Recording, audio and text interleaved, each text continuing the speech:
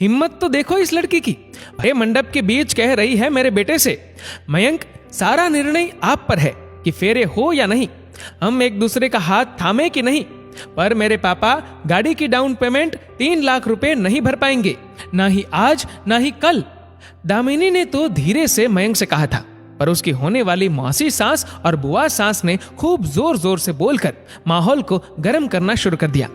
चूंकि दोनों एक ही शहर से थे, तो दोनों पक्षों के लोकल लोग जयमाला देख दावत खाकर जा चुके थे। बस दोनों तरफ के खास खास रिश्तेदार फेरों और विदाई की रस्म के लिए रुके थे। दामिनी बहुत देर से अपने पापा और भाई का चेहरा पढ़ने की कोशिश कर रही थी।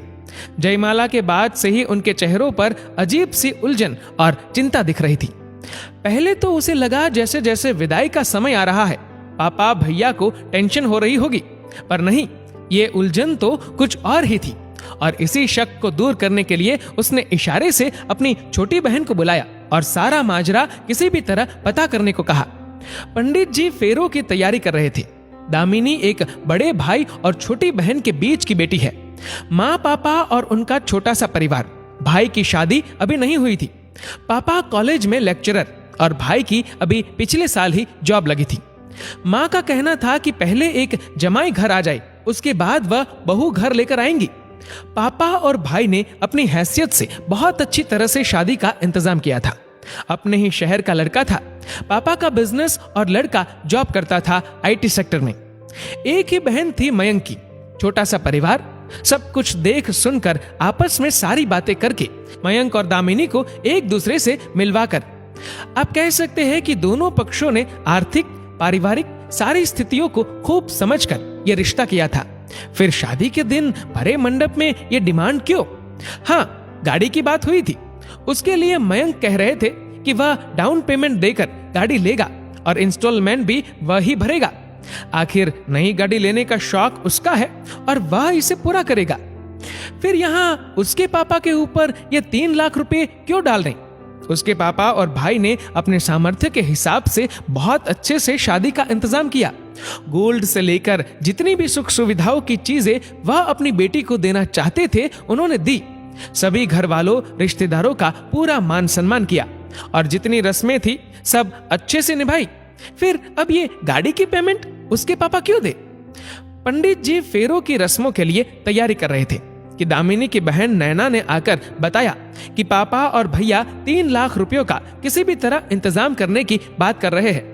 मामा जी, चाचा जी सबसे पूछा, किसी के पास कैश इन हैंड नहीं है, तो जीजू के पापा कह रहे हैं कि आप बस जुबान दे दो, हम फेरे शुरू करवा देते हैं।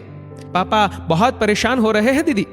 ऐसे में सबसे पहले दामिनी को मयंक से बात करना ही ठीक लगा और फेरों के लिए बैठी दामिनी ने धीरे से मयंक की राय जाननी चाहिए, क्योंकि वह उसकी संगिनी बनने जा रही थी। उसके सारे रिश्ते मयंक से ही तय होने थे। मयंक अपने पैरों पर खड़ा है तो अपनी जरूरत और शौक के लिए वह मेरे पापा पर डिपेंड क्यों? और अगर यही शर्त है तो नहीं बांधना उसे यह बंधन, क्योंकि जिसके साथ वह आजीवन बंधने जा रही है वही उसे सौदे के रूप में लेकर जाए, ये वह हरगिज बर्दाश्त नहीं करेगी। मयंक समझदार, पढ़ा लिखा और भावनाओं को समझने वाला इंसान निकला। फेरों से उठने को पंडित जी ने मना कर दिया तो अपनी बहन और पापा को बुलाकर उन्हीं मौसी और बुआ सास के सामने धीरे से बोला, यही हिम्मत मैं अपनी बहन में देखना चाहूंगा कि कल को कोई परिवार 1000 वादे करके फेरों के वक्त अपनी होने वाली बहू को यह दिखाए कि वह एक चीज है जिसका सौदा हो रहा है, तो वह पूरी हिम्मत से ऐसे रिश्तों को नकार सके। पापा, हम अपनी इच्छाओं के लिए खुद समर्थ है, फिर किसी और के परिवार से ये उम्मीद क्यों? हम शादी करने आए हैं, एक सुंदर बंधन में बंधने, किसी का सौदा करने नहीं। घर वालों के मुंह बन रहे थे, पर दामिनी ऐसा पति पाकर खुश हो रही थी। साथ ही अपनी परवरिश के लिए मन ही मन अपने मम्मी पापा को धन्यवाद दे रही थी, जिन्होंने हमेशा उसे अन्याय के खिलाफ बोलना सिखाया। फेरों की रस्म शुरू हो चुकी थी। पूरा परिवार दुल्हा दुल्हन को फूल बरसाकर आशीर्वाद दे रहा था। वाकई हम सभी को समझना चाहिए कि बेटियों की शादी उत्सव के रूप में होनी चाहिए, उनका सौदा नहीं। दोस्तों, इस वीडियो को लेकर आपकी क्या राय है? नीचे कमेंट करके जरूर बताएगा। और अगर आपको वीडियो अच्छा लगा हो तो इस वीडियो को लाइक करेगा, शेयर करेगा ज्यादा से ज्यादा लोगों तक।